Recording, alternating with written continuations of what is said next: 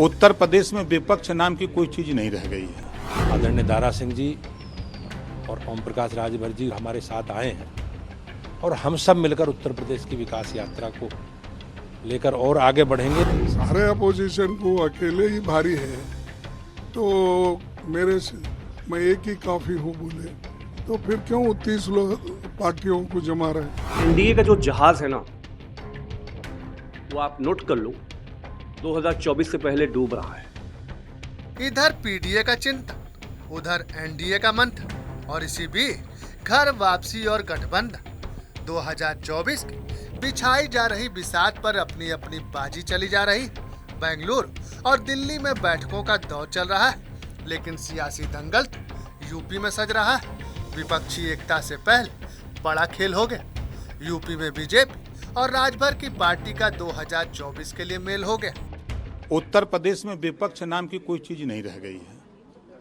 एक बड़ी ताकत, जैसा कि माननीय गृह मंत्री जी ने ट्वीट करके बताया भी कि उत्तर प्रदेश में एक बड़ी ताकत के साथ ओम प्रकाश राजभर सुहेलदेव भारतीय समाज पार्टी एनडीए में शामिल हुई है और एक बड़ा बल मिलेगा, इस बात की पुष्टि उन्होंने भी किया है और उसका प्रमाण पिछले चुनाव में हम दे भी चुके हैं।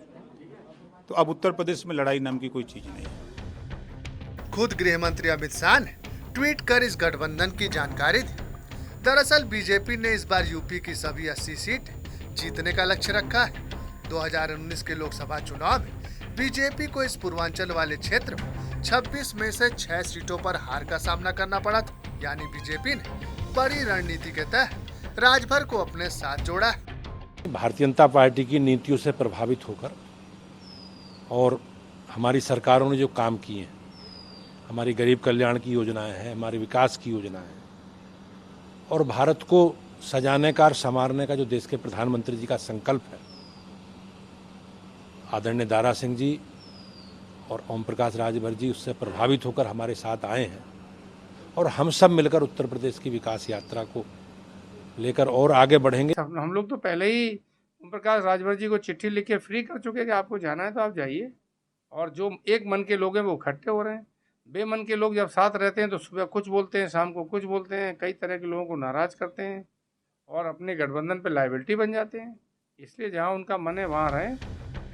रविवार को घटे इस घटनाक्रम का असर कम भी नहीं हुआ था कि सपाई खेमे से आई एक खबर ने भी हलचल मचा दी। चुनाव से पहले साइकिल पर सवार हुए दारा सिंह चौहान ने घर वापसी करते हुए बीजेपी का दामन थाम लिया।